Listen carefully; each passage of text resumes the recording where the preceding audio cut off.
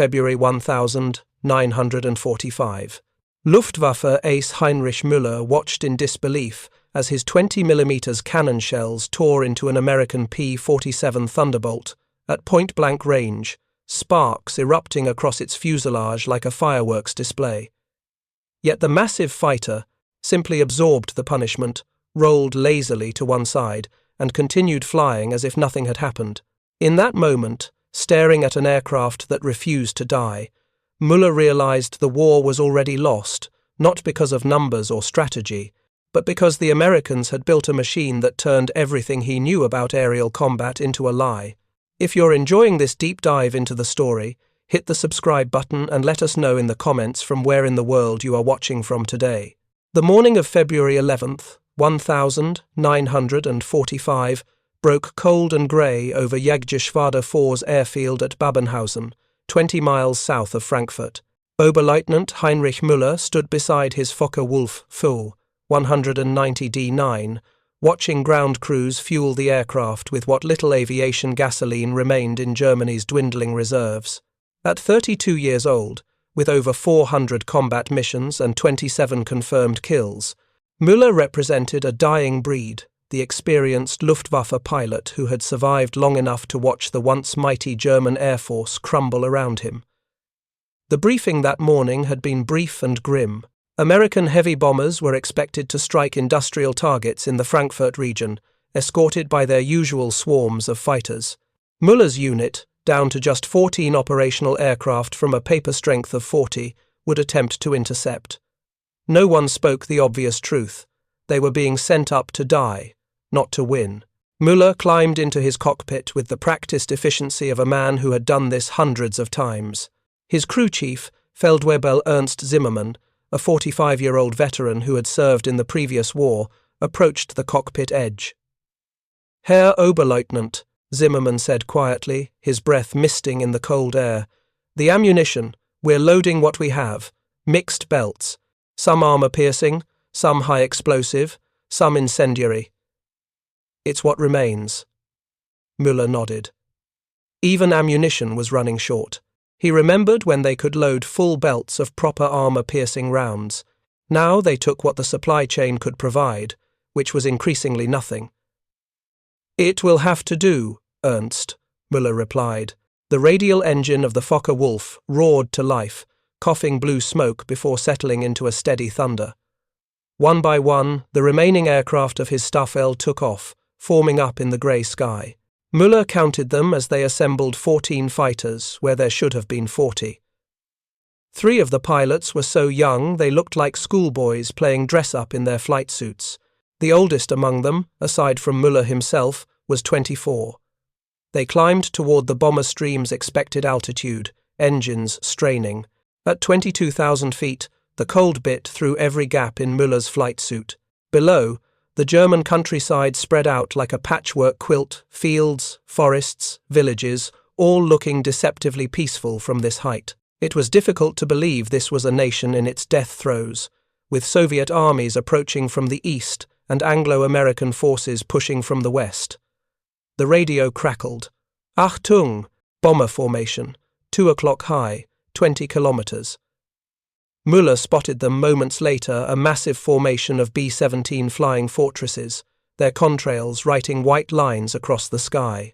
He counted at least 60 aircraft in tight combat boxes, a fraction of the armadas that had been coming over Germany since 1943, but still more than his tiny force could hope to engage effectively. And surrounding them, like sharks circling prey, were the American escort fighters. Müller identified them immediately. P-51 Mustangs, sleek and deadly, with their distinctive profile. But there were others too larger, more brutal-looking fighters that he had encountered before with a mixture of respect and dread. P-47 Thunderbolts, the Thunderbolt. Americans called it the Jug, short for Juggernaut, and Müller understood why. The aircraft was massive for a single-engine fighter, weighing nearly 8 tons fully loaded, more than twice the weight of the Messerschmitt Bf 109 he had flown earlier in the war. Its radial engine, the Pratt & Whitney R2800 Double Wasp, was a beast of American industrial engineering, producing over 2,000 horsepower, but it wasn't the size or power that made the Thunderbolt legendary among Luftwaffe pilots. It was the aircraft's seemingly supernatural ability to absorb punishment that would tear any other fighter apart. Müller had first encountered P-47's in the summer of 1943 during the early days of American daylight bombing raids. Back then, flying a Bf-109 G6, he had attacked a flight of Thunderbolts escorting bombers near Schweinfurt. He had gotten behind one, achieving perfect firing position at 300 meters range, and had opened up with his 20mm cannon and machine guns. He had seen his rounds strike home visible impacts along the fuselage and wings. Any other aircraft would have either exploded or broken apart. The P-47 had simply continued flying, not even taking evasive action at first, as if annoyed rather than damaged. When it finally did turn to engage, Müller had been forced to dive away, his ammunition exhausted, while the American fighter appeared barely scratched.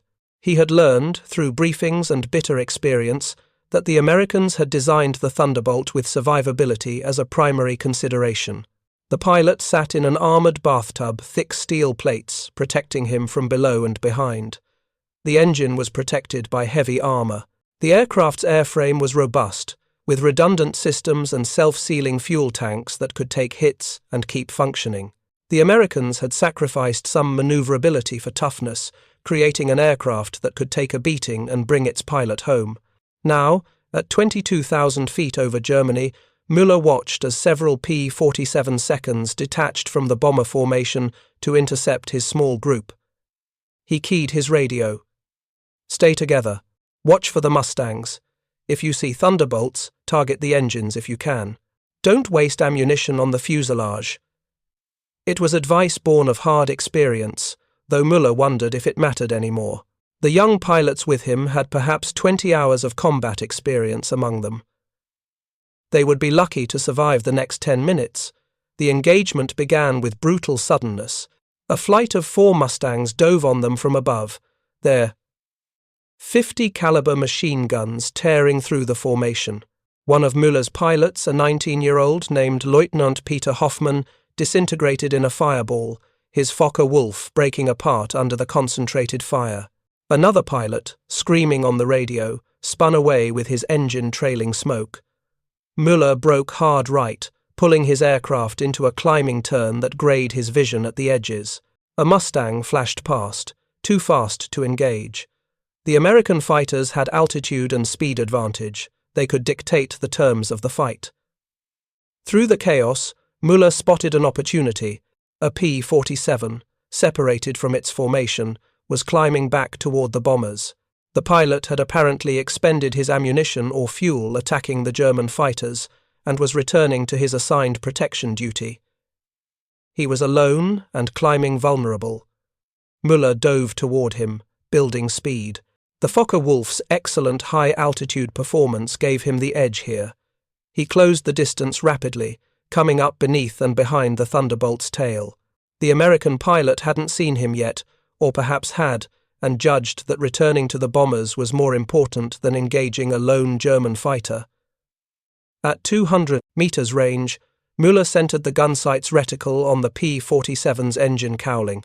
This was the vulnerable point, the engine itself, the oil coolers, the complex systems that kept the massive radial running. If he could destroy or damage the engine, even a Thunderbolt couldn't keep flying. He pressed the firing button. The Fokker-Wulf shuddered as its two 20mm MG-151/20 cannons opened fire, joined by the two 13mm MG-131 machine guns in the engine cowling. The mixed ammunition, what Zimmermann had been able to load that morning, streaked toward the American fighter in a stream of tracer fire. Müller watched the rounds strike home. Sparks erupted across the P-47's fuselage and wings. He could see metal tearing, pieces flying off. He walked his fire forward, aiming for the engine. More hits. The Thunderbolt's propeller seemed to stutter for a moment, but the aircraft kept flying. Müller adjusted his aim, firing again. Another burst, perhaps 2 seconds long. More impacts. He was certain some rounds had hit the engine cowling, the vulnerable oil system. At this range now, just 150 meters, he couldn't miss. The P-47 finally reacted, rolling hard to the left and diving. Müller followed, keeping pressure on him. The American pilot was good. He used the Thunderbolt's excellent dive speed to pull away, then leveled out and began a series of shallow S-turns that made targeting difficult. Müller fired again, and again. Each time, he saw strikes. Each time, the Thunderbolt absorbed the punishment and kept flying. His ammunition counter was dropping rapidly. He had perhaps 5 seconds of firing time left. One more burst. He aimed carefully for the cockpit area this time, hoping to disable the pilot if he couldn't kill the aircraft. The cannons hammered. Tracers converged on the P-47's fuselage. Müller saw the distinct flash of rounds striking armor, the characteristic spark and deflection pattern he had seen so many times before.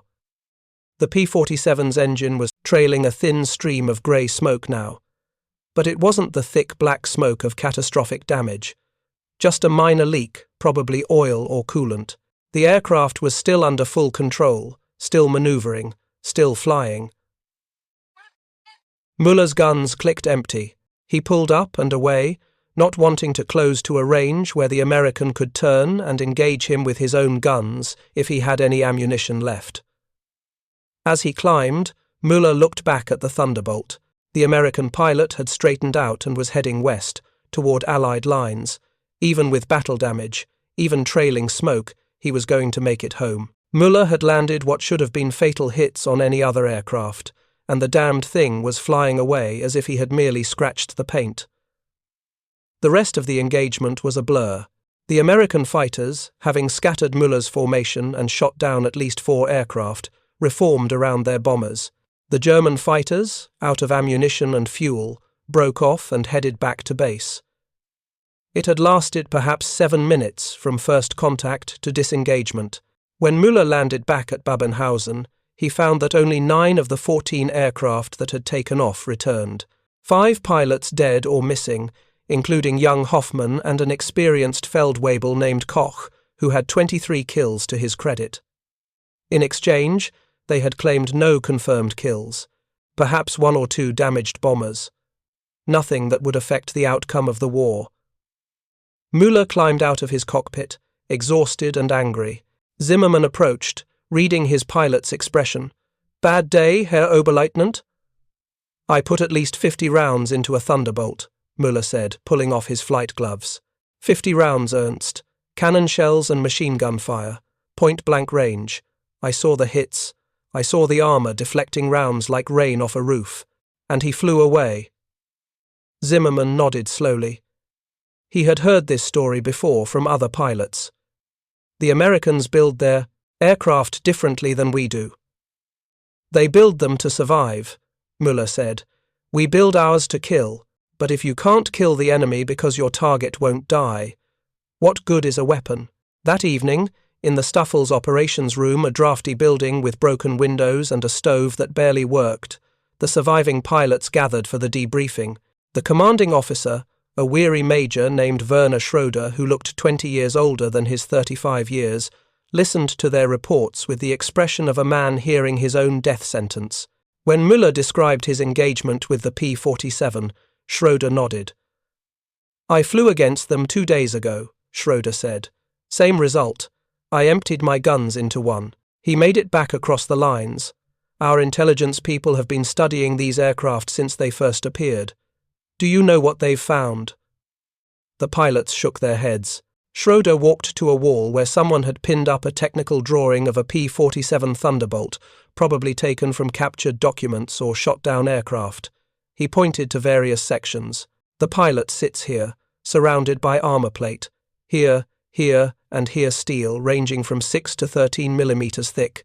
Our standard 20 millimeters rounds can penetrate that, but only at close range and with direct hits. The Americans design for oblique angles that cause deflection." He moved his finger to the engine section. The R2800 engine is protected by this armor plate at the front. But more importantly, the engine itself is massive 18 cylinders arranged in 2 rows. You can shoot through several cylinders, and the engine continues running on the remainder. The oil system has redundant lines. The fuel tanks are self-sealing rubber layers that expand when punctured, closing the holes. One of the younger pilots, a lieutenant named Franz Weber, spoke up. "Sir, what about the structure, the airframe itself?" Schroeder smiled bitterly. "Over-engineered by German standards. The Americans use more metal, more rivets, more redundancy. Where we might use one structural member, they use two. Where we use aluminum, they sometimes use steel. The aircraft weighs almost 8,000 kilograms loaded. That's absurd for a fighter. But it means you can shoot holes in it all day and the structure holds together." Another pilot asked the question they were all thinking. "So how do we kill them?" Schroeder was quiet for a moment. "Honestly? At this stage of the war, with our ammunition shortages, our inexperienced pilots, our worn-out aircraft, we probably don't. We avoid them when possible. We focus on the bombers, which are less maneuverable and more vulnerable. We survive to fight another day." "And when there are no more days?" Müller asked quietly. Schroeder met his eyes. No one answered. The discussion continued, ranging over tactics and techniques. Some pilots suggested attacking from directly ahead, trying to kill the pilot through the windscreen, but this required exposing yourself to the Thunderbolt's 850 caliber machine guns, which could shred a Focke-Wulf or Messerschmitt with a single burst. Others suggested targeting the tail section, trying to destroy the control surfaces, but this meant a long stern chase where the P-47 could simply dive away at speeds the German fighters couldn't match. Müller listened to it all with growing despair. They were discussing how to kill an aircraft that was designed specifically not to be killed, using tactics that assumed they had advantages they no longer possessed: numerical superiority, experienced pilots, adequate ammunition, and aircraft that weren't worn out from years of combat. Later that night, unable to sleep despite his exhaustion, Müller sat in the empty mess hall with a cup of ersatz coffee made from roasted acorns. Real coffee had disappeared from Germany months ago. He found himself thinking not about tactics or combat, but about the fundamental philosophy represented by the P-47. The Germans had designed their fighters, the Bf-109, the W-190, as precision instruments. They were relatively light, highly maneuverable, and focused on offensive capability. The idea was that a skilled pilot in a superior aircraft would destroy the enemy before the enemy could respond. It was an aggressive, almost romantic philosophy of aerial combat, the knight in the sky, defeating his foe through skill and daring. The Americans had taken a different approach with the Thunderbolt. They had assumed their pilots would get hit. They had designed an aircraft where getting hit was acceptable, even expected. The focus wasn't on avoiding damage, but on surviving it. It was pragmatic, industrial, even brutally honest about the realities of war. And as Müller sat there in the cold darkness, he realized that this difference in philosophy reflected a deeper truth about the war itself. Germany had entered the conflict believing in the power of superior will, superior skill, superior soldiers. The Americans had entered believing in the power of industrial capacity, reliable systems, and the ability to absorb losses and continue fighting. Germany was losing because they had built an air force based on the idea that they would win. America was winning because they had built an air force based on the idea that their men deserved to come home. If you find this story engaging, please take a moment to subscribe and enable notifications. It helps us continue producing in-depth content like this. The days following that engagement blurred together in a haze of futile missions and mounting losses. By late February, Müller's unit was down to 7 operational aircraft. The young pilots who had survived their first combat were now veterans by default, not because they had gained significant skill, but because everyone more experienced was dead. On February 24th, Müller found himself in an unexpected situation. Ground control vectored his flight of 4 fighters toward what they reported as a lone American fighter bomber, apparently separated from its formation and heading back toward Allied territory at low altitude. It was unusual. American fighters rarely operated alone this late in the war, and flying low over German territory was asking to be hit by flak. Müller spotted the aircraft 15 minutes later, skimming along at about 3,000 feet, following a river valley westward. Even from a distance he recognized the distinctive silhouette, a P-47 Thunderbolt, probably a D model based on the clear bubble canopy. The aircraft was flying straight and level, not taking evasive action, not showing any awareness of the German fighters above. Something was wrong with it. As Müller descended for a closer look, keeping his altitude advantage, he could see damage. The Thunderbolt's right wing showed several large holes, visible even from 500 meters away. The engine cowling had dark streaks, oil or coolant leaking, and being blown back across the fuselage by the slipstream. And the aircraft was flying with a slight list to one side, as if the pilot was fighting to keep it level. This was a wounded bird, trying to make it home. Müller's tactical mind immediately recognized the situation. An easy kill. The American was damaged, probably low on fuel, flying straight toward Allied lines. A quick attack from above and behind, targeting the already damaged engine, and the Thunderbolt would go down. One confirmed kill to add to his tally, which had remained static at 27 for the past 4 months, as targets became scarcer and more dangerous. He positioned his flight for the attack, checking his ammunition. Today they had been blessed with a full load, good quality armor-piercing and high-explosive rounds, not the mixed scraps of the previous weeks. If there was ever a time to take down a P-47, this was it. But as Müller settled into his attack position, something made him hesitate. He found himself studying the American aircraft more closely through his gun sight. The pilot was maintaining steady course and altitude despite the obvious damage. No wild maneuvering, no panic, just professional flying, trying to get home with a crippled aircraft. Through gaps in the damaged cowling, Müller could see the P-47's engine still running, cylinders firing even though several were clearly destroyed. Fuel and oil streaked back across the fuselage. The right wing's aileron had a section torn away, yet the pilot compensated smoothly, maintaining controlled flight. This was a pilot who knew his aircraft intimately, who trusted it to keep flying even in this condition. And Müller realized he was looking at himself, or rather, at what he would have been had he been born American. A professional pilot, doing his job, trying to survive another day in an endless war. The only difference was that this American would probably make it home in his wounded aircraft, while Müller, if he were ever shot down in German territory, would likely not survive long enough to even attempt an escape. The Soviets were approaching from the east, and they were not known for their mercy toward Luftwaffe pilots. The radio crackled. One of his wingmen, eager young Lieutenant Weber. "Herr Oberleutnant, shall we engage?" Müller's finger rested on the firing button. One squeeze. Perhaps 3 seconds of fire. The already damaged P-47 would almost certainly go down, an easy victory. But what was the point? This American pilot would be replaced tomorrow by another. The Americans had hundreds, perhaps thousands of trained pilots waiting in England. Shooting him down would accomplish nothing except ending one man's life and adding a meaningless number to a tally that had already lost all significance. The war was over. Germany had simply not yet admitted defeat. Müller said into his radio. "Hold formation. We're low on fuel anyway."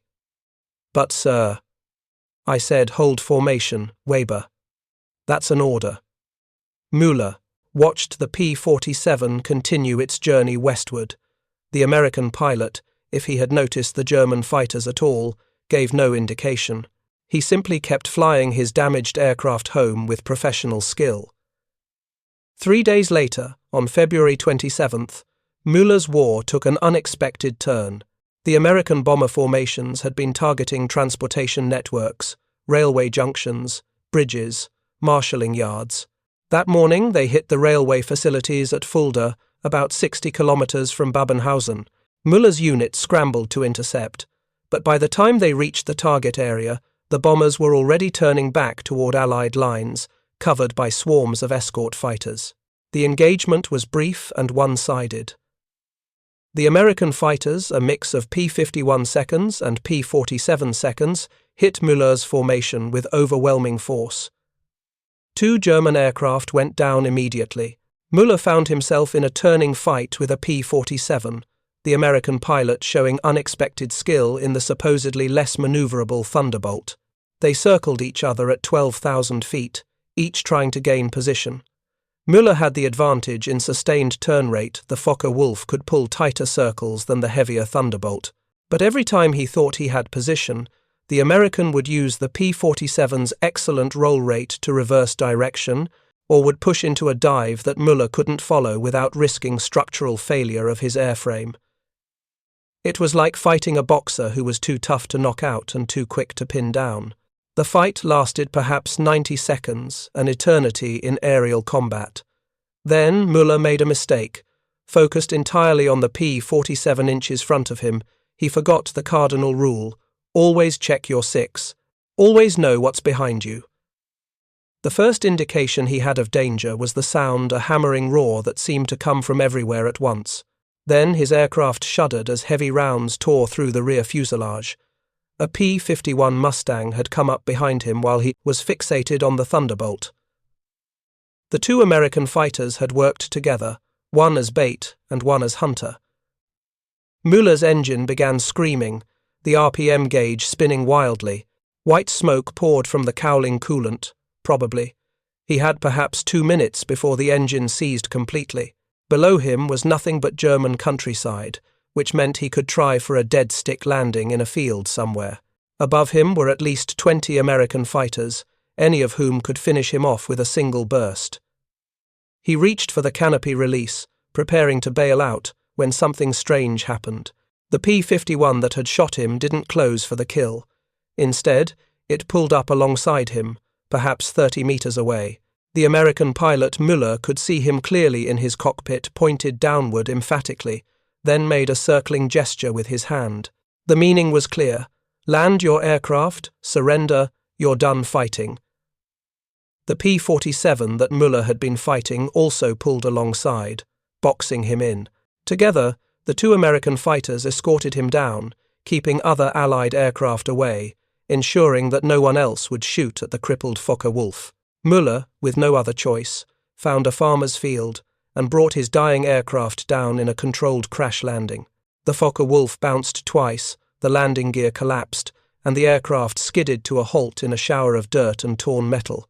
Müller, shaken but unhurt, climbed out quickly before the aircraft could catch fire. The two American fighters made a single low pass over the field, a farewell, or perhaps confirmation of the kill, then climbed away toward Allied territory.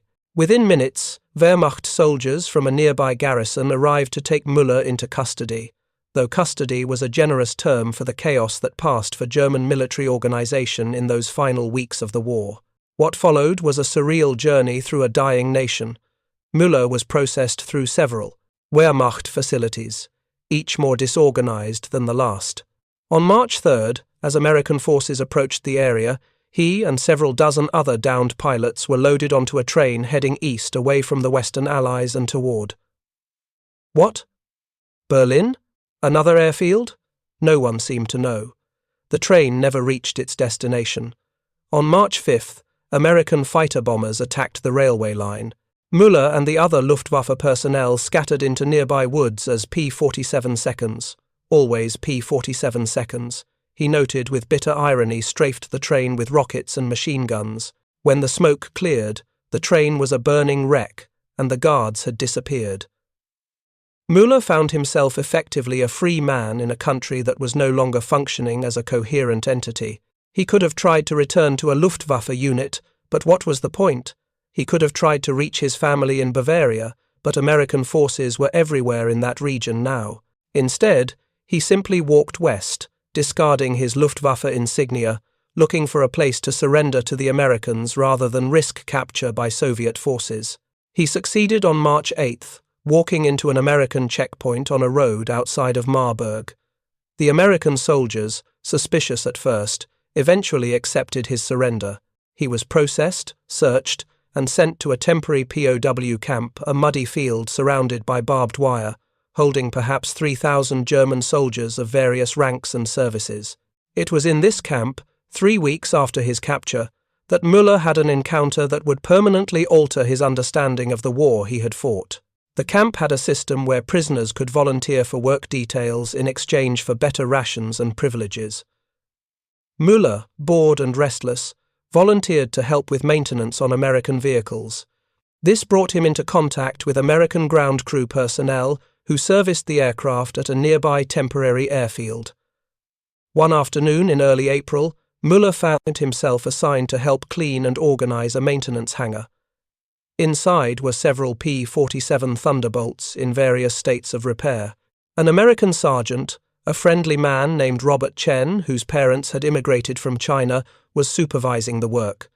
Chen spoke some German. He had studied it in college before the war. He and Müller struck up a conversation, carefully at first, then more openly, as each realized the other was simply a professional doing a job, not a propagandist or ideologue. "You flew fighters?" Chen asked, nodding toward the P-47 seconds. "Focke-Wulf, 190, Müller confirmed. 400 missions. I was shot down by your colleagues." Chen nodded slowly. "These birds," he gestured at the Thunderbolts, "they're something special. You ever fight against them?" "Many times," Müller said. "They were difficult to kill." Chen laughed. "That's putting it mildly. Come here. Let me show you something." He led Müller to a P-47 that was undergoing major repairs. The entire engine cowling was removed, exposing the massive R-2800 radial engine. The aircraft's skin showed numerous patched holes, battle damage that had been repaired. "This is Captain Morrison's bird," Chen explained. "He's flown this specific aircraft for 8 months now, 63 combat missions. Look at this." He pointed to various parts of the airframe. Müller, with his technical knowledge, immediately recognized what he was seeing. Patches everywhere, not just cosmetic repairs, but serious structural damage that had been fixed. Bullet holes, cannon strikes, flak damage. The aircraft had been torn apart and put back together multiple times. 8 months? Müller asked, incredulous. "This aircraft has been in continuous combat for 8 months?" "With the same pilot," Chen confirmed. "Morrison calls her Lucky Lady. Though honestly, luck has nothing to do with it. It's engineering." Chen climbed up on a work stand and pointed to the engine. "See these cylinders here? Numbers 3, 6, and 9?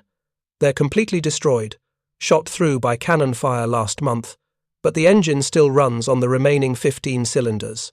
We'll replace them eventually, but right now, with the war winding down, Morrison says it flies fine as is." Müller stared at the damaged engine, calculating in his head. A 20mm cannon round through 3 cylinders should have destroyed the engine. Any German radial engine would have seized up immediately, but here was an American engine that just kept running, accepting the damage as a minor inconvenience. Chen moved to the fuselage. "Look at this armor plating behind the pilot's seat. See these impact marks? That's from German 13mm machine gun fire. 4 rounds hit right here, none penetrated. The pilot didn't even know he'd been hit until he landed and we showed him the marks."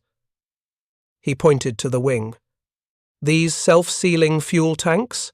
We've patched them maybe 15 times on this aircraft alone.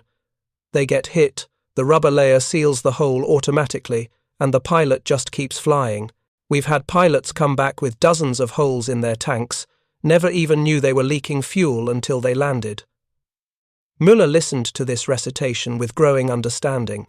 What he had experienced in combat, the apparent invulnerability of the P-47, wasn't luck or even particularly heroic flying. It was simply the result of American engineering philosophy applied to an aircraft design. "Why?" he asked Chen. "Why build an aircraft like this? It must be expensive, complicated. You could build 2 lighter fighters for the cost of one of these." Chen considered the question carefully. "You know what the American philosophy is? It's that pilots are more valuable than aircraft. We can build a new P-47 inches a few weeks, but training a pilot takes a year, maybe 2. And beyond the training, there's the experience, the knowledge, the human being. You can't replace that." He gestured at the battered Thunderbolt. "So, we build aircraft that bring pilots home. Yeah, it's expensive. Yeah, it's complicated. But Morrison has flown 63 missions and he's still alive. How many German pilots can say that? The question hit Müller like a physical blow. Of the pilots he had known when the war started, the men he had trained with, flown with, fought alongside, perhaps 1 in 20 was still alive. The rest were dead, missing, or so badly wounded they could no longer fly. The Luftwaffe's philosophy had been to build the best possible offensive weapons and trust that superior skill would overcome any disadvantage. It had worked in 1940 against less prepared opponents. By 1945, against an enemy that had industrialized warfare itself, it was simply a path to dead pilots. Chen seemed to sense Müller's thoughts. "I'm not trying to rub it in," he said quietly. This is what we do. We build things that work, things that protect people. It's not glamorous, but it's effective."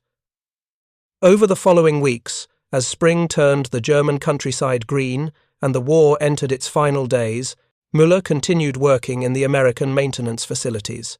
He learned more about the P-47 than he had ever known as an opponent. He learned about the redundant hydraulic systems that kept the controls functioning even when multiple lines were cut. He learned about the structural strength factors, how the airframe was designed to handle stress loads far beyond what normal flight would ever require, specifically so it could absorb battle damage. He learned about the radios, the oxygen systems, the ammunition feeds, every aspect designed with reliability and survivability as primary concerns. He met American pilots, too. They were a revelation. Unlike the Luftwaffe, where pilots were aristocrats of the air, set apart from ground crews and treated as an elite, American pilots were just workers. Professionals doing a dangerous job, yes, but they ate with the mechanics, joked with the armorers, treated their ground crews as equals. The P-47 wasn't their personal property or a symbol of their superiority. It was a tool, and they respected the people who maintained that tool. One pilot, a captain named James Wilson from Texas, put it succinctly. "That jug out there? That's my office. Chen and his guys, they keep my office running. I trust them with my life every time I take off, because that's literally what it is, my life in their hands. Why would I be anything but respectful?" It was a different military culture entirely. The Germans had built their air force around the concept of the individual ace, the skilled warrior who would dominate through personal excellence.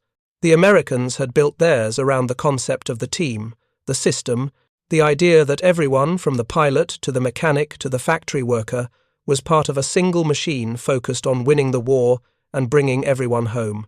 On May 7th, 1945, word reached the POW camp that Germany had surrendered. The war in Europe was over. Müller, sitting in the spring sunshine on the grass of the camp, felt only a profound sense of relief. It was done. No more missions.